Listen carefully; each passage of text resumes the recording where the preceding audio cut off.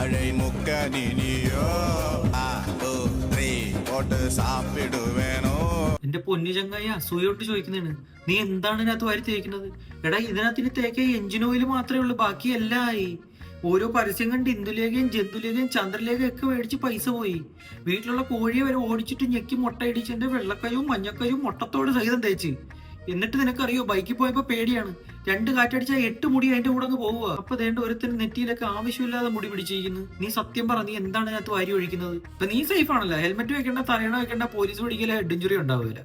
പിന്നെ ഒറ്റ അഭ്യർത്ഥനയുള്ളൂ, നീ ആ റോഡ് സൈഡിലൊന്നും പോയി നിൽക്കരുത്. മറ്റേ പുല്ല് വെട്ടാൻ വരുന്ന ചേട്ടന്മാര് കുറ്റിക്കാടാണെന്ന് പറഞ്ഞ് വെട്ടിത്തെളിച്ചിട്ട് പോകും. ഇതിനകത്തെങ്ങാണോ ഒരു പേൻ പെട്ടുപോയാൽ അതിന്റെ 8 ജന്മം കഴിഞ്ഞാലുള്ള അത് വെട്ടം കാണും. ഞാൻ എന്റെ വാടായി മിയാ ഖലീഫയല്ല, ഞാൻ എന്തോ പറയുന്നത്.